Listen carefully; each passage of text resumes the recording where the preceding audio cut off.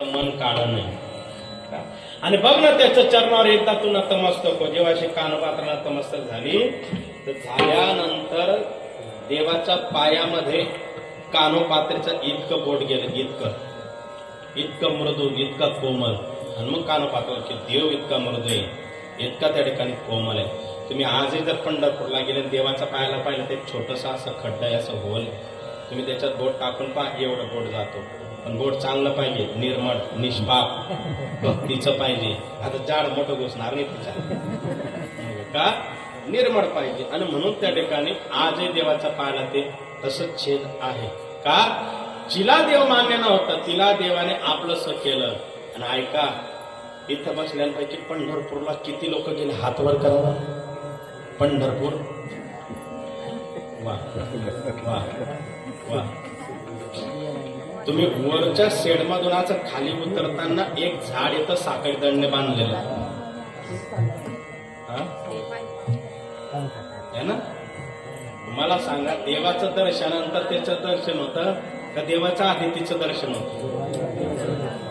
अगोदर त्या झाडाचं दर्शन घ्यावं लागतं. तेच कानपात्राची समाधी आहे. आणि मग देव दिसतो. लक्षात घ्या, जोपर्यंत जीवनात संत नाही तोपर्यंत देवाचं सुद्धा दर्शन होत नाही. म्हणून महाराज म्हणतात की जीवनामध्ये आल्यानंतर त्या ठिकाणी तो जाणला. म्हणून त्याच्यासाठी पुण्याही लागते. बहुत सुकृताची जोडी. किती हो, किती का, परंपरेची पुण्याही लागते, परंपरेची. एक संत होते, ते गेल्यावर त्यांच्या हाडातून विठ्ठल विठ्ठल नामस्मरण येत होतं. काय नाव त्यांचं? चोखोबाराय. चोखोबारांना एक चिरंजीव होते, त्यांचं नाव काय? ते संतच होते, त्यांचं नाव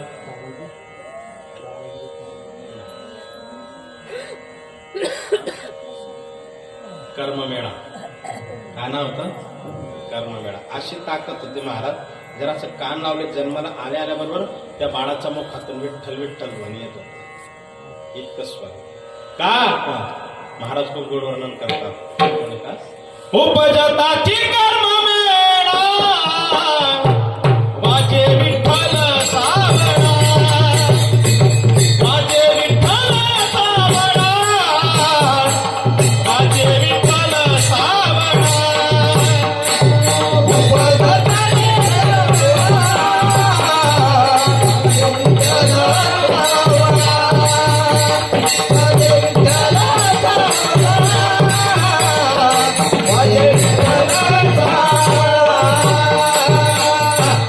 उपजताची कर्ममेळा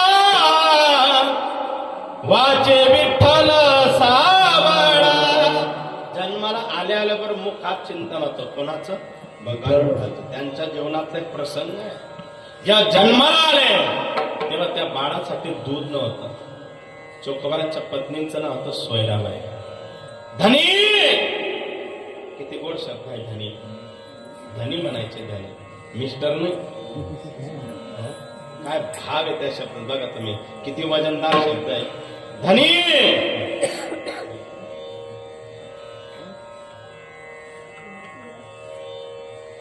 आणि म्हणून त्या ठिकाणी आता काय म्हणतात त्यांचं ते समजत नाही.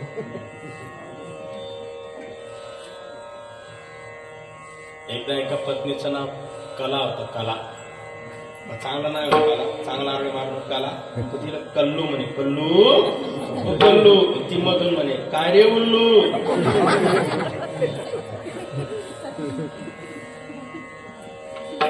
किती गोड शब्द आहे. धनी. अहो, आपल्या लेकराला दूध नाही, काय करा.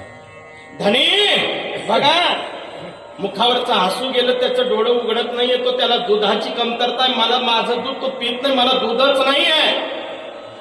कसं होईल आपल्या कर्माचं? आणि डोळ्यात पाणी आलं. सोयराबाई, काहीतरी करा ना, एक गाय आणा ना विकत. गाय?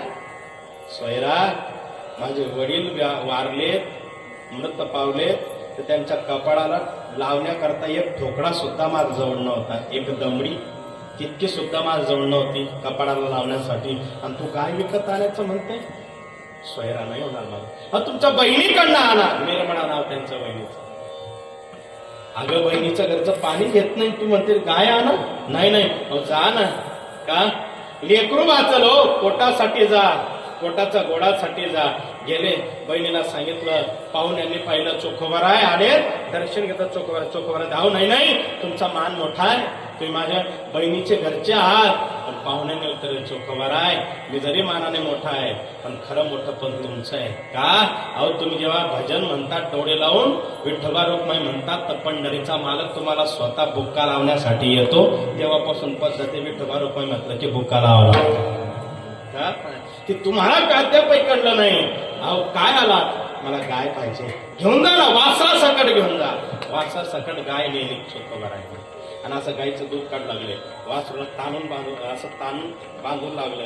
असं पाहताना त्याला गेलं, वासरू गायीकडे येण्याकरता धडपड करत होतं. चोखोबारांनी पाहिलं, माझा पोटाचा गोडासाठी हिचा पोटाचा गोडा मी हिच्यापासून लांब करतोय, याच्या वाटेचं दूध मी हिनवतोय, अरे हे बरं नाही. सोडा ते वासरू सोडलं, गायीच्या कासेला वासरू भिडलं आणि आले, सोयरा हे सोयरा मी नाही त्या लेकराला त्या वासराला त्या गायीपासून लांब करू शकत, त्याचा हक्क आहे. पण आपलं काय, जे होईल ते भगवान पांडुरंग परमात्मा. मी त्याला अजून पाहिलं नाही. चोखोबाराय असं बाहेर आले आणि मंगलवेड्यात उभं राहून त्या ठिकाणी समोर एक व्यक्ती डोक्यावर फेटा होता आणि येत होता. कुठून आला? पंढरपुरात. दर्शनाला गेलतात. कसा दिसतो तो माझा विठ्ठलचा मालक. त्या माणसाने असं जमिनीवर असं माती साफ केली आणि काडीने विठ्ठलाचं चित्र काढलं. कोणी? जो पंढरपुरातून आला त्याने. आणि ते चित्र तोपर्यंत देवाला चोखोबारांनी पाहिलेलं नव्हतं. का? आणि ते चित्र चोखोबारांनी आपला खवास कमीज, ज्याला बांडीस म्हणतो ती अशी फाटलेली होती. इथं असं ते चित्र असं काढलं, कुठं? दंडावर. आणि काढल्यानंतर घरात गेले. सोयरा बघ आता कर्म मिळाला, एकदा फक्त बघायला. अहो नाही उघडत तो डोळं. अगं एक सेकंद त्याने डोळे उघडले आणि बघू आपल्या विठ्ठलाचा आपल्या विठेवरचा मालकाची कशी कृपा होते. एवढ्या दिवसापासून त्याचं चिंतन करतोय. जर आपल्या भक्तीत सत्व असेल, आपली भक्ती खरं असेल, तर माझा मालक माझ्या लेकराला पुनर त्या ठिकाणी पूर्वावस्थेत आणल्याशिवाय राहणार नाही. जेव्हा थोडे डोळे उघडले बाळाने आणि असंच चित्र दाखवलं, कर्ममेळा बघ पंढरीचा मालक असा दिसतो. आणि पाहिल्यावर कर्ममेळा हसू लागला, रडू लागला, डुगू त्या ठिकाणी खेळू लागला. धनी अरे आपलं बाळ आनंदाने नाचून उठतंय. आणि मग पाहिलं सोयरा किती ताकद माझ्या देवाच्या चिंतनात आहे. आज कर्ममेळ्याला सुद्धा रूपातून नुसता हातावरचा देव दाखवला तरी त्या दर्शन झालं. कारण परंपरा, कारण पूर्वजन्माची पुण्याई. आणि म्हणून त्या ठिकाणी बहुत सुकृताची जोडी. म्हणून विठ्ठली आवडी, तो हा विठ्ठल बरवा, तो हा माधव बरवा. आणि मग हा प्राप्त झाल्यावर सुख का प्राप्त होणार नाही? कोणतं सुख मिळालं? ज्ञानोबराय सांगतात. का? ज्ञानोबराय असं कोणतं सुख आहे? ते हेच आहे का? सर्व सुखाचे आगर जनी म्हणे शारंदर, सर्व सुखाचे आगर म्हणे नरहरी सोनार, सर्व सुखाचे आगर म्हणे मुक्ताई सुंदर.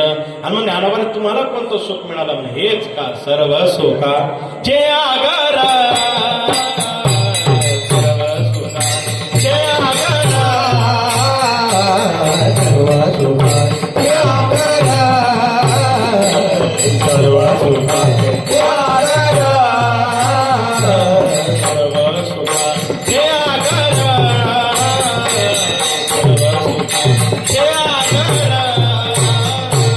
सर्व सुखाचे आगर, सर्व सुखाचे आगर.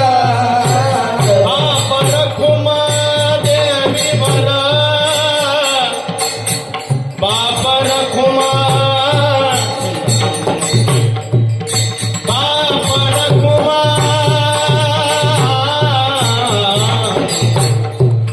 बापर खुमा, बापर खुमा देवी बला,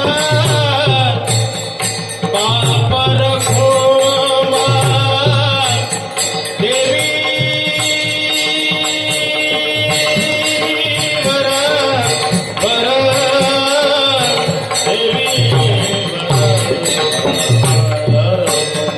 कोणता सुख? गोड वर्णन. हा नाम्याची खीर चाखतो, चोखोबाची गुरे राखतो,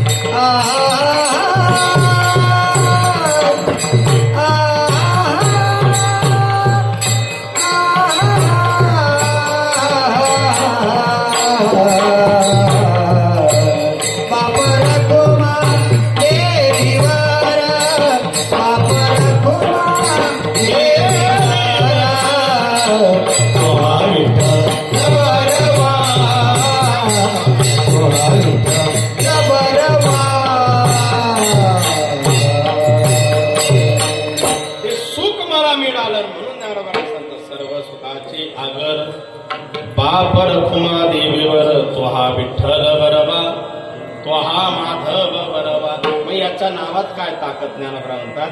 खूप गोड नाव आहे, खूप सुंदर आहे. कसं आहे, मुखाने चिंतन हाताने टाळे. विठोबार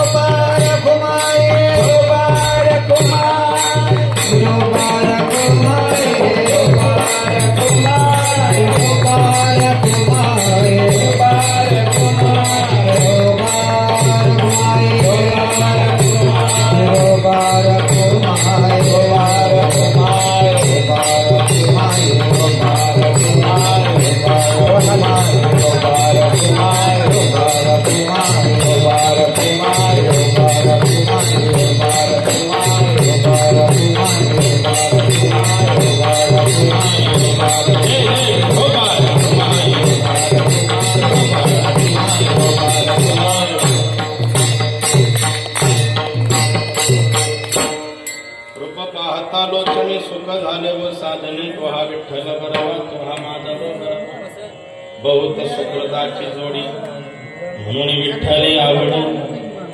तो हा विठ्ठल बरवा तो हा माधव बरवा. सर्व सुखाचे आगर पापर कुमादेवीवर. तो हा विठ्ठल बरवा तो हा माधव बरवा.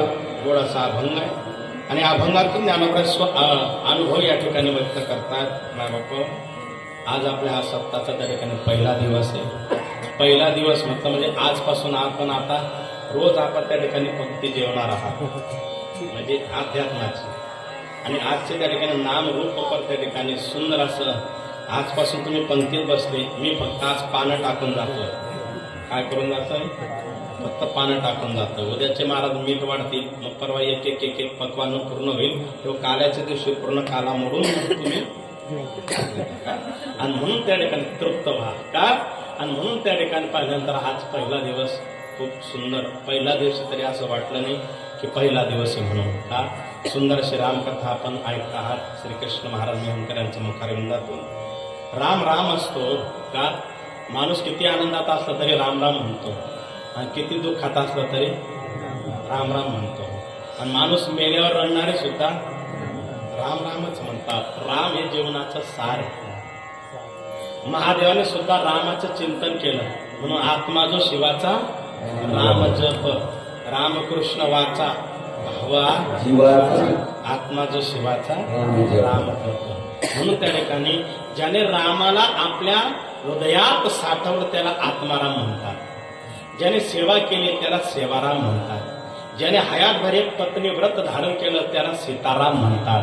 ज्याचं पूजन देवाने सुद्धा केलं त्यांना तुकाराम म्हणतात. आणि 22 जानेवारीला सिंहासनावर बसून आपल्या सर्वांचं रक्षण करतायत त्यांना राजा राम असं म्हणतात. राजा राम असं त्या ठिकाणी म्हणतात. असे असताना त्या ठिकाणी ही रामकथा आपण या ठिकाणी श्रवण करत आहात. आजपासून त्या ठिकाणी आरंभ झालेला आहे. पहिला दिवस आहे, खूप सुंदर आहे. ही तुम्ही माझे म्हणून सांगून जातो. टाळकरी मंडळी बाकीचे असे खाली उभे राहतात. इथे या पट्ट्या पूर्ण करा. रोज विनेकरीला उभं राहण्याकरता स्पेशल आसन द्या का. ह्या तुम्ही आजच सांगून जातो, हे नंतर सांगता येणार नाही. साऊंडवाले भाऊ तुम्ही पुढे मॉनिटर वाढवा, म्हणजे तुम्हालाही त्रास नाही आणि मंडळींनाही त्रास नाही. आणि आपण सर्व या ठिकाणी बहुसंख्येने उपस्थित रोज या ठिकाणी राहा. सुंदर असं तरुण मंडळीने केलेलं आयोजन नियोजन आपले सर्व भजनी मंडळ आपण सर्वजण या ठिकाणी आज या ठिकाणी उपस्थित झालात. पंचक्रोशीतील मंडळी, धामणगावची मंडळी उपस्थित आहे, आभारची मंडळी उपस्थित आहे. सर्व त्या ठिकाणी परमार्थ प्रेमी मंडळी या ठिकाणी उपस्थित झालात. आपल्या सर्वांच्या चरणी प्रणिपात करतो, दंडवत करतो, सगळ्या विराम देतो, भाग्य समजतो. मी बोलून गेलो की गेल्या 8 महिन्यापूर्वी आमचे भगवान दादा आणि रामभाऊ त्या ठिकाणी शामभाऊ